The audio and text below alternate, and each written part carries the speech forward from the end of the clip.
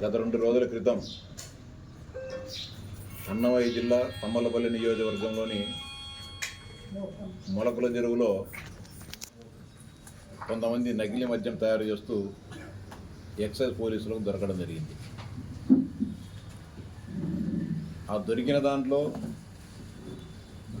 కొంతమంది 2-3 తెలుగుదేశం పార్టీ కార్యకర్తలకు సంబంధం ఉందని విషయం తెలియగానే తెలుగుదేశం పార్టీ ఆ నియోజకవర్గ తెలుగుదేశం పార్టీ బాధ్యుడైన జయచంద్రారెడ్డిని, అదేవిధంగా మరో ముఖ్య కార్యకర్త అయిన సురేంద్ర నాయుడు గారిని పార్టీ నుంచి సస్పెండ్ చేయడం జరిగింది. అంటే దీంట్లో తెలుగుదేశం పార్టీ ప్రభుత్వ చిత్తశుద్ధి ఏర్పాటుది అర్థమవుతుంది. కానీ జగన్మోహన్ రెడ్డి ఆయన పార్టీ నాయకులు దీన్ని చిలువలు పొలవలు చేస్తూ మొత్తం 100 కోట్ల రూపాయల కుంభకోణం జరుగుతూ ఉంది. నకిలీ మద్యాన్ని తెలుగుదేశం పార్టీ నాయకులే తయారు చేసి ఏరులై పారిస్తూ కోట్లు గడిస్తున్నారని చెప్పి జగన్మోహన్ రెడ్డి గారు అదేవిధంగా మరికొందరు మాట్లాడడం జరిగింది. ఈ సందర్భంగా వారిని సూటిగా ప్రశ్నిస్తూ ఉన్నాం. ఇప్పటికే దాదాపు 1000 కోట్ల కుంభకోణం మద్యం స్కామ్లో ఈరోజు కూడా మీ పార్టీ నాయకులు చెవిరెడ్డి భాస్కర్ రెడ్డి గారు కానీ, రాజ్ కసిరెడ్డి కానీ, ఇంకా అనేక మంది ఈరోజు అటు రాజమండ్రి జైల్లో కానీ, విజయవాడ జైల్లో కానీ ఈరోజు కానీ మగ్గడం జరుగుతోంది. ఇటీవలని మీ పార్టీకి సంబంధించిన ఎంపీ మిథున్ రెడ్డి గారు బెయిల్పై విడుదల కావడం జరిగింది. మీరు మద్యం స్కామ్ చేసి 5 సంవత్సరాల పాటు ఏ మద్యం తయారు చేశారో, ఏ మద్యం సరఫరా చేశారో, ఏ విధంగా దానిని అమ్మారో, ఏ విధంగా అది తాగి దాదాపు 35 లక్షల మంది దీన్ని తాగిన వారు ఈ లివర్ చెడిపోయి అనారోగ్యాన్ని పడి కుళ్ళి కుసించిపోవడం జరిగింది. ఈ రాష్ట్రాన్ని మధ్యాంధ్రప్రదేశ్గా తీర్చిదిద్ది ప్రజలను సర్వనాశనం చేసి 1000 కోట్ల రూపాయలను సంపాదించి ఆ సంపాదించిన 1000 కోట్ల రూపాయలను మొన్న 2024లో జరిగిన సార్వత్రిక ఎన్నికల్లో వాటన్నిటినీ కూడా ఆ కోట్లాది రూపాయలను మీ పార్టీ తరఫున పోటీ చేసిన అభ్యర్థులందరికీ కూడా పంపిణీ చేసి ఆ ఎన్నికలను నిర్వహించడం జరిగింది. ఈరోజు చిన్న సంఘటన జరిగింది, వాస్తవం మేము కాదని చెప్పడంలో మొలకల చెరువు దగ్గర దొరకడం జరిగింది. అంటే నిజంగా మా పార్టీకి సంబంధించిన వ్యక్తులు మేము రక్షించాలనుకుంటే, ఈ రాష్ట్రంలో దీన్ని విచ్చలవిడిగా మేము చేయాలనుకునే ఆలోచన ఈ ప్రభుత్వానికి కానీ మా పార్టీ నాయకులకు కానీ ఉంటే మేము రైడ్ చేయాల్సిన పనిలే. ఎక్సైజ్ పోలీసులు ఈ జరుగుతున్న కార్యక్రమాన్ని ముందుగా రాష్ట్ర ప్రభుత్వ ఉన్నతాధికారులకు చెప్పడం జరుగుతుంది. పలానా మొలకజలువు ప్రాంతంలో నకిలీ మద్యాన్ని తయారు చేస్తున్నట్టు మా దృష్టికి వచ్చింది, దీని మీద ఏం చర్యలు తీసుకుందామని చెప్పి పైన ఉన్నతాధికారుల దృష్టికి తీసుకొని జరుగుతుంది. ఉన్నతాధికారులు కూడా సంబంధిత శాఖల మంత్రుల దృష్టికి తీసుకొని పోవడం జరుగుతుంది. పోయినప్పుడు మేము నిజంగా రక్షించాలా, దీని నుంచి ఈ తప్పు నుంచి మా కార్యకర్తలను కానీ మా నాయకులను కానీ రక్షించాలనుకుంటే రైడ్ చేయొద్దని చెప్తాం.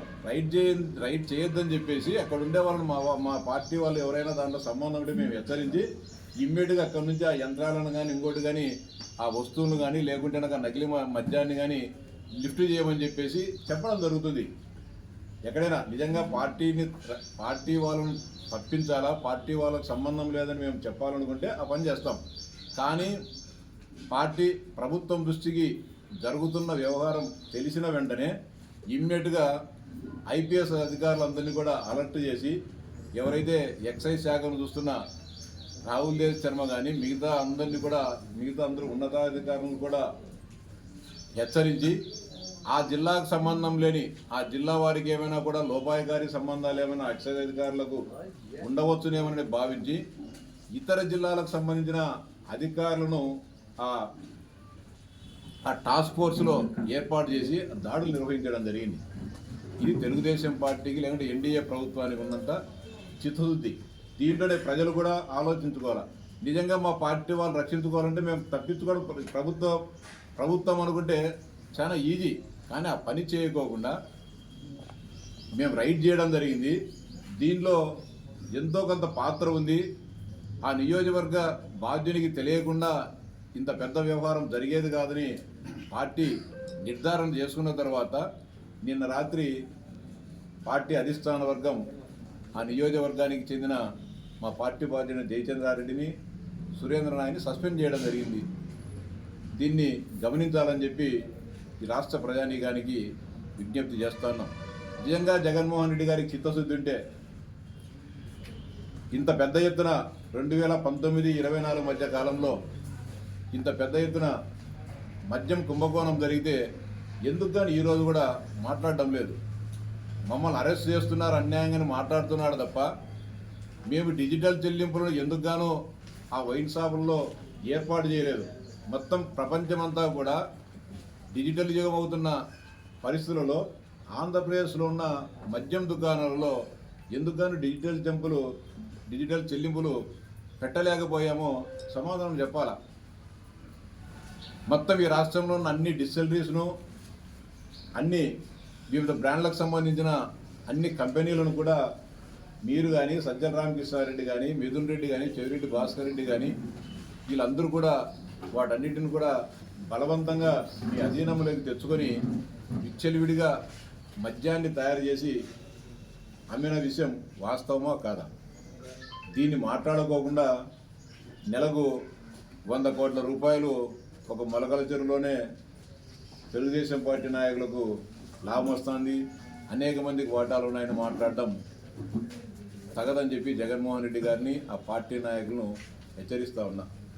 నిజంగా మీకు చిత్తశుద్ధి ఉంటే మీరు చేసిన మద్యం స్కామ్పై మాట్లాడండి. ఏ పిచ్చి బ్రాండ్లను పెట్టి ఎంతమంది ప్రజల ధనమాన ప్రాణాలను కోల్పోయే విధంగా చేశారో ఒకసారి మీరు దానికి సమాధానం చెప్పండి. అట్లా కాకుండా మీరు చేసిన స్కామ్ను మర్చిపోవాలా, దాన్ని పక్కదారి పట్టించాలని చెప్పి పకడ్బందీగా వ్యూహం పన్ని పట్టుకున్న ఈ